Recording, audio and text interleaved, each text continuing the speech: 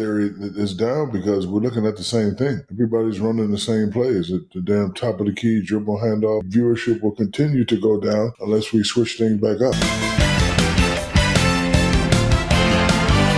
NBA ratings have become a huge part of the discussion around the league for the last year now.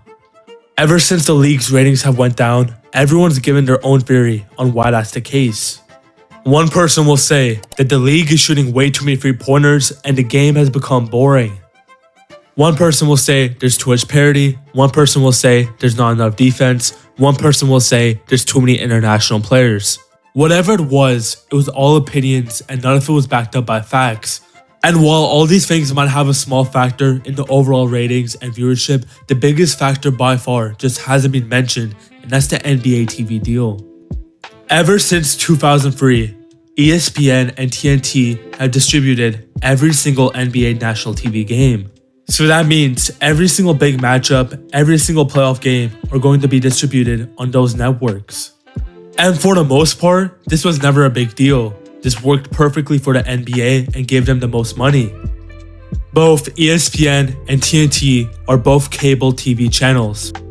A cable TV channel basically means you have to pay a cable subscription to watch these channels. Think about something like Xfinity, where you have to pay $60 a month, or YouTube TV. When NBA viewership was at its peak in recent memory, during the mid-2010s, that was also when cable viewership was at its peak. In fact, in early 2013, 105 million US households had cable subscriptions, which was 90% of households in America. Now, since almost everyone had some form of cable, almost anyone could watch a national TV game. This, along with LeBron James and Steph Curry clashing at their peak, all led to peak viewership. But here's the issue. A lot of these people are casual sports fans, and a lot of them got subscriptions to watch their favorite TV shows. But during the mid-2010s, that's when cable providers found their first issue. Streaming platforms, the most powerful thing in today's media.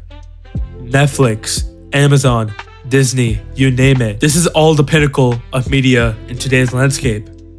And over the last decade, cable subscriptions have dropped by nearly 40 million subscribers, all the way from 105 million to 65. So think about that for a second. When you lose 40 million potential viewers, it'll be hard for your viewership to not drop. And this is the case for almost every single major league. The NHL viewership has dropped a lot, MLB viewership has dropped a lot, and so has the NBA. I think there were some other factors too. I think COVID comes to my mind, a 2-year period where a lot of people aren't digesting entertainment, a lot of people are opting in to watch news, a lot of people are in a tough time financially, so they're going to cancel their subscription. This being paired with the NBA schedule changing and moving towards starting later in the year, all messed up the cycle, all messed up the overall viewership for the seasons. And I think the last thing that really hurt viewership is short form media becoming so popular. It's a platform where people go to be entertained. But now that you have stuff like TikTok, YouTube Shorts, stuff of that nature, they have more competitors and it's become such a big part of the media landscape. There's one league I haven't mentioned, the NFL. Why has their viewership remained so stable? I mentioned cable TV earlier and how you have to pay to watch TNT and ESPN channels. The NFL uses broadcast TV, channels that are available for everyone. Anyone can watch Fox, anyone can watch CBS, anyone can watch NBC. Those channels are free over the air, which means if you have an antenna or you have a TV equipped for that, you can watch the games for absolutely free. Over 130 million households in America have access to broadcast TV, which means almost anyone can watch the entire NFL season for practically free. Now, compare that to the NBA. You only get free games when ESPN decides to broadcast on ABC, which only happens in the finals and on select weekends. So, every regular season, you get about 10 to 15 ABC games for free. If you're a casual viewer, it's very hard to keep track with the NBA if you only get a game once or twice every month, and it's usually the same 2 or 3 teams. And the broadcast TV effect is very real. All the games on ABC have about double the viewership of of the games on ESPN or TNT. So again, we've established the main issue. The NBA's problem is that they don't have enough people who can access the games as a whole. And all of this especially hurts when the NBA has such a young audience, and a lot of these people with cable TV subscriptions are usually a bit older and usually a bit richer, which really isn't the NBA's demographic. The NBA does fine among middle-aged people, but its best demographic are people aged 18 to 29. But thankfully for the NBA, all of this is about to change very, very soon. The NBA signed a new media rights deal in 2024 with NBC, Amazon, and ESPN, and it completely changes everything. The NBA basically said, we're done with cable and we're just gonna go all in on being as versatile and being as available as possible. The best way for the NBA to capture the young audience is to get into streaming, and that's what they do with Amazon Prime, which has over 220 million subscribers worldwide.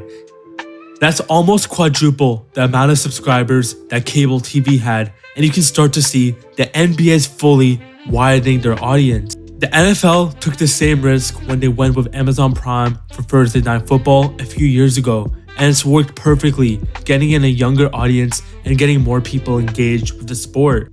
And not only does this raise the ceiling of American viewership of the NBA, it also reaches the global audience that the NBA potentially has, since Amazon Prime has international subscribers. Being able to just go on your phone on Amazon Prime, which almost everyone has, to just watch any big primetime NBA game will be a complete game changer. The reason a lot of younger people don't watch the NBA games fully is because they have YouTube, they have TikTok to watch highlights, but they don't really have the platform or subscription service to watch a full NBA game. Well, almost everyone's parents, almost everyone uses Amazon Prime, so there's no excuse to not watch a full game or at least engage with it from time to time. And Amazon spent over $2 billion on the NBA, so you know they're gonna promote the hell out of it. I mean, just think about Thursday Night Football. Thursday Night Football packaging on all Amazon packages, Thursday Night Football on the home screen, at the store, on Amazon Prime. They basically shoved it down your throats, and now the NBA is gonna get a part of that. And Amazon's gonna add a lot of fun elements in the broadcast. You see with Thursday Night Football, you can turn off the commentators, you can get different camera angles, you can get different languages. They make it so accessible because it's on a streaming platform. You can buy stuff while watching the game. It's pretty insane, and the camera quality is absolutely 4K. And I'm just gonna mention it briefly, but the media guys that both Amazon and NBC got are absolutely insane, from their commentators to actual media guys doing halftime, post-game, and pre-game. All absolutely loaded, full of talents and NBA Hall of Famers. ESPN and TNT averaged about 1.5 million viewers per every single regular season game, and I find a hard time believing that Amazon can match or surpass that early on. In long term, I think they're gonna smash that goal. I'm gonna keep a very close eye on how much people actually watch on Amazon, because this is the first time that the NBA is fully posting games on streaming. So I'm really excited to see how much an audience they can gather, how many new fans they can gather, stuff like that. It's gonna be a really interesting first year for Amazon. Now, the biggest reason, hands down, why NBA ratings are about to skyrocket is NBC being involved in the new media deal starting this year. NBC is a legend in the NBA media space going back to the Michael Jordan days, but that's not what I'm talking about here. NBC is a broadcast network, which I talked about earlier. Almost everyone in America can watch them. And now they're going to be posting 50 games a year in the regular season. They're going to have a doubleheader on every single Tuesday night. So it's going to bring repetition to the sport, and anyone in America can go and watch 2 games every single week for absolutely free. And this is absolutely game-changing. Going from a doubleheader on ESPN or TNT, where not a lot of people can watch, to the entire America being able to watch a game is going to be huge in terms of growing the NBA and growing these younger players. So usually, most of America would only be able to watch games like Steph Curry versus LeBron James. Now they'll get normal national TV games. Now they'll be exposed to Shai Gilgeous-Alexander and Tyrese Halliburton before they make it all the way to the finals. This way, NBA ratings at all stages of the playoffs all stages of the season are all the way up because people are more interested, because people know the players now and people know the teams. Of course, the NBA Finals ratings are going to be bad when Tyrese Halliburton and Shai Gilgeous-Alexander were only available for most of America to watch once or twice all season. Now you'll probably be able to watch them 10 to 15 times beforehand. This is a complete game changer. And now a regular season matchup between a team like the Bucks and 76ers might get 3 million people watching on a Tuesday night on NBC instead of the 1.5 that ESPN or TNT were producing. And I haven't even mentioned how beautiful NBC scenery is. You watch Sunday Night Football, the scoreboard, the quality, the storytelling, everything that NBC has done with their sports department has been awesome. And I wouldn't expect anything less than the $3 billion investment in the NBA. Now, ESPN will still have some games, especially in the regular season. They'll have about 50 games on cable, but instead of having 10 to 15 broadcast games, they're going to have all the way to 20 to 25 games on ABC. So again, the NBA is going to go from about 15 games on broadcast to maybe around 70 to 75. That's a complete game changer. Now, the NBA Finals will still be on ABC, but now, going into the finals, they'll have a lot more momentum because instead of 60 million, they'll have up to 180 to 200 million people that have access to the game. And I think all of this comes at a perfect time for the NBA. You're moving away from the Steph Curry, LeBron James, Kevin Durant era, and you're getting more new young talent. Guys like Cooper Flag, Wembanyama, Shea, Luka, Tatum, Edwards, etc.